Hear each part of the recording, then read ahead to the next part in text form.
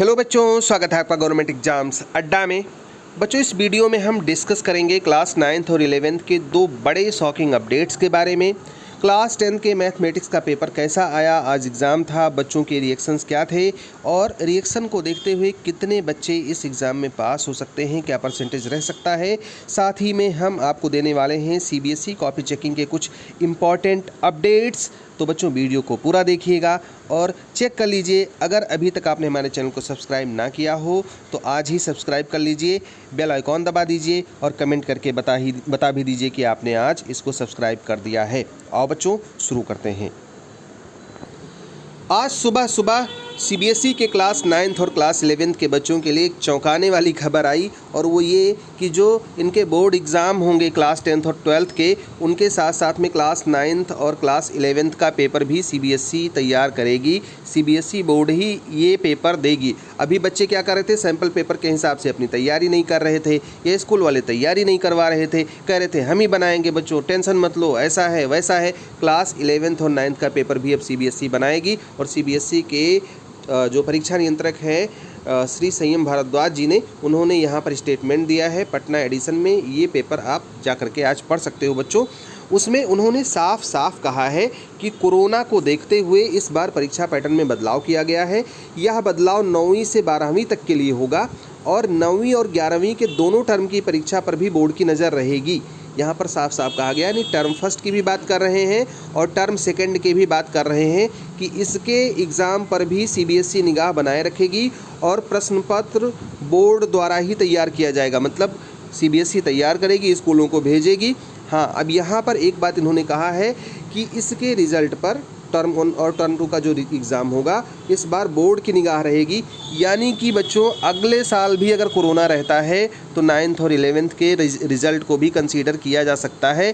ध्यान रखना, इस बार तो 9th और 11th के रिज़ल्ट पर सीबीएसई ने कुछ नहीं कहा था तो उसका अपडेट नहीं मांग रही, लेकिन चूंकि इस बार ये कह रही है कि सीबीएसई के 9th और 11th के रिज़ल्ट पर भी हमारी ध्यान रहेगी तो इसका रिकॉर्ड वो मंगा सकती है और अगले साल भी अगर एग्ज़ाम प्रभावित होता है कोरोना की वजह से तो 9th और 11th के रिज़ल्ट को भी कंसीडर किया जा सकता है। और इस बार यूपी बोर्ड में ऐसा हुआ है, आईसीएसई बोर्ड में भी ऐसा नियम लागू था बच्चों। लर्नर्स, ऑलमोस्ट हम सभी बच्चों का एक ड्रीम होता है कि इंडिया की टॉप इंजीनियरिंग कॉलेजेस जैसे आईआईटीज एनआईटीज में अपनी इंजीनियरिंग करें या तो फिर एम्स जैसी मेडिकल कॉलेज से अपनी मेडिकल की पढ़ाई करें। लेकिन इसके लिए हमको आईआईटी जेईई या नीट में टॉप करना पड़ता है। जैसा कि हम सब जानते हैं कि एग्जाम ऑल इंडिया लेवल पर कंडक्ट होता है तो इसमें कंपटीशन काफी टफ रहता है। इसीलिए आपको इसकी प्रिपरेशन को बेहतर करने के लिए इसकी पढ़ाई जितनी जल्दी हो सके स्टार्ट कर देनी चाहिए। अनअकैडमी आपकी इसी प्रिपरेशन को बेहतर करने के लिए लाया है खास कॉम्बो ऑफर, जिसकी डिटेल्स कुछ इस तरीके से हैं। अगर आप क्लास 9th में पढ़ते हैं तो 2 ईयर का combo subscription class 9th class 10th plus IIT NEET purchase करते हैं तो आपको उसके बाद नेक्स्ट 2 ईयर्स के लिए अनअकैडमी फ्री में सेम सब्सक्रिप्शन एक्टिवेट करके देगा। तो आपकी टोटल 4 साल की पढ़ाई जैसे कि class 9th class 10th class 11th class 12th और 2 ईयर्स का एक्स्ट्रा आईआईटी नीट की पढ़ाई सिर्फ 2 ईयर के सब्सक्रिप्शन के प्राइस पर आपको मिल जाएगी। अगर आप क्लास 10th में पढ़ते हैं तो 2 ईयर का combo subscription class 10 class 11 plus IIT NEET purchase करने पर आपको नेक्स्ट 2 ईयर्स के लिए अनअकैडमी फ्री में सेम सब्सक्रिप्शन एक्टिवेट करके देगा। तो आपके टोटल 4 साल की पढ़ाई class 10th 11th 12th plus drop year और 2 ईयर्स का एक्स्ट्रा आईआईटी नीट का पढ़ाई सिर्फ 2 ईयर्स के सब्सक्रिप्शन के प्राइस पर मिल रहा है बच्चों। प्लस सब्सक्रिप्शन के बेनिफिट्स कुछ इस तरीके से हैं, interactive live classes, test series and quizzes, structured courses, unlimited access. तो ये ऑफर काफी लिमिटेड टाइम के लिए है। मेरा तो मानना है कि इसको लेना ही चाहिए। लिंक डिस्क्रिप्शन में दिया हुआ है, यूज करें मेरा कोड GEAA और पाएं 10% एक्स्ट्रा डिस्काउंट हर एक पेड सब्सक्रिप्शन पर। अब आओ बात कर लेते हैं क्लास 10th के मैथमेटिक्स के पेपर पर। कंपार्टमेंट इंप्रूवमेंट और प्राइवेट बच्चों ने आज एग्ज़ाम दिया और मैथमेटिक्स का पेपर कैसा आया, अगर आप बच्चों का रिएक्शन मांग लो ना तो वो उटांग पटांग बकने लगते हैं, उल्टी सीधी बातें बोलते हैं, मतलब कि पेपर हार्ड आया था। अब बच्चों को हार्ड लगा मतलब हार्ड ही था।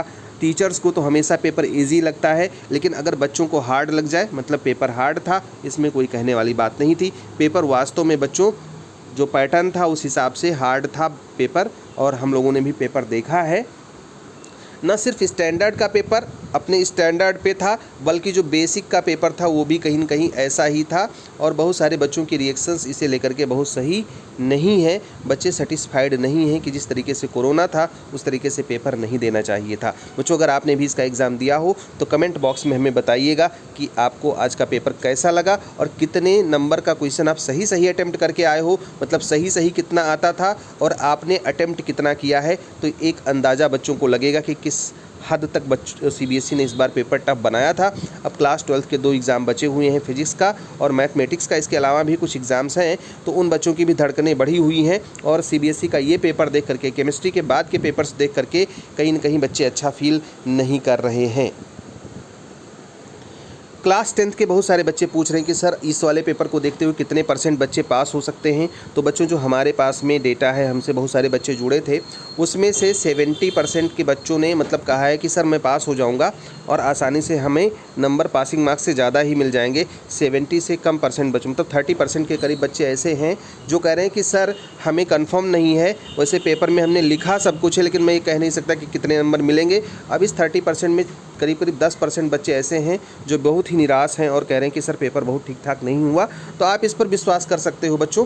बहरहाल अगर आपकी भी तैयारी रही होगी तो आप पास हो जाओगे, क्योंकि जानते हो इसलिए क्योंकि 18 या 19, 20 जो भी आपको आपके प्रैक्टिकल में मिला होगा, इंटरनल असेसमेंट में मिला होगा, मान लिया अगर आपको 18 मिला था तो 15 मार्क्स ही आपको लाने हैं थ्योरी में, ओवरऑल 33 ही तो चाहिए, तो 15 मार्क्स तो आसानी से आ ही जाएंगे। पेपर इतना भी हार्ड नहीं था, जो 1 नंबर के क्वेश्चंस आए थे वो बहुत ही इजी आए थे बच्चों। आओ बात कर लेते हैं कॉपी चेकिंग के डिटेल्स के बारे में, क्योंकि आप पूछोगे सर आप डिटेल तो बताए ही नहीं। तो बच्चों कॉपी चेकिंग के बारे में 3 बातें हमें आज पता चली हैं।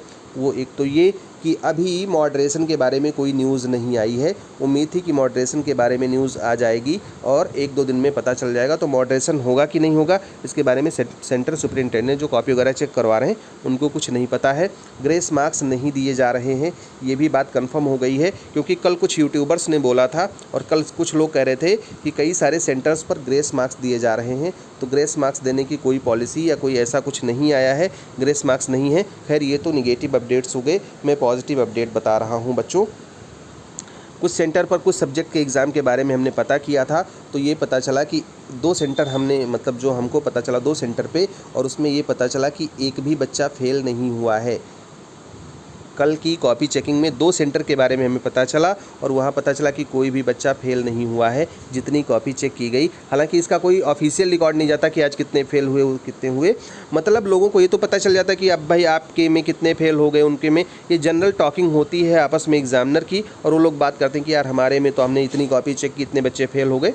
तो मतलब ओवरऑल रिएक्शन जो पता चला था वो ये पता चला कि हाँ भैया आज कोई फेल नहीं हुआ, चलो सारे बच्चे पास हो गए। तो अगर इस तरीके की अपडेट्स हैं तो बहुत अच्छी अपडेट्स हैं। उनमें से अब मैं ये नहीं बताऊंगा कि कौन सा सब्जेक्ट था, क्योंकि ये सारी बातें कॉन्फिडेंशियल होती हैं, नहीं बताई जा सकती। बस एक बता सकता हूँ कि एक सब्जेक्ट साइंस का था, साइंस स्ट्रीम का था, और एक सब्जेक्ट आर्ट्स स्ट्रीम का था, ह्यूमैनिटीज़ का था।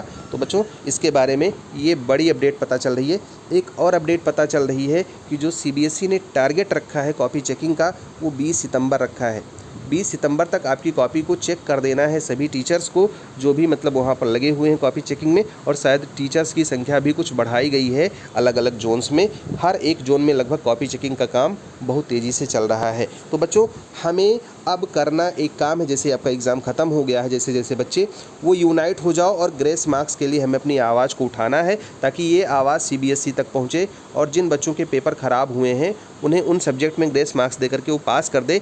इस साल कोरोना की परिस्थितियाँ सबके लिए ख़राब थी, जो बच्चे रेगुलर थे सबके सब पास हो गए, स्कूलों ने पास कर दिया, इन बच्चों को भी ग्रेस मार्क्स मिलने चाहिए। तो इसके लिए आपको यूनाइट होना है। हमने टेलीग्राम चैनल का लिंक दिया हुआ है, उसको आप ज्वाइन कर लीजिए और वहाँ पर यूनाइट हो जाइए। वहाँ पर बच्चे अपनी अपनी स्ट्रेटजी शेयर कर रहे हैं, हम भी एक बार में वहाँ बता देंगे। बार बार तो वीडियो बना करके यहाँ बताना सही नहीं है कि आज हम क्या करेंगे, कल क्या करेंगे, किस तरीके से हमें अपनी मांग रखनी है। तो उम्मीद करता हूँ बच्चों कि आपका सपोर्ट मिलेगा, क्योंकि बिना आपके सपोर्ट के हमारी ये मांग बहुत दूर तक नहीं जा पाएगी। और आप जल्दी से हमसे जुड़ जाएंगे। जुड़ने के बाद हमें यहाँ कमेंट करके बता दीजिएगा कि आप जुड़ गए हैं।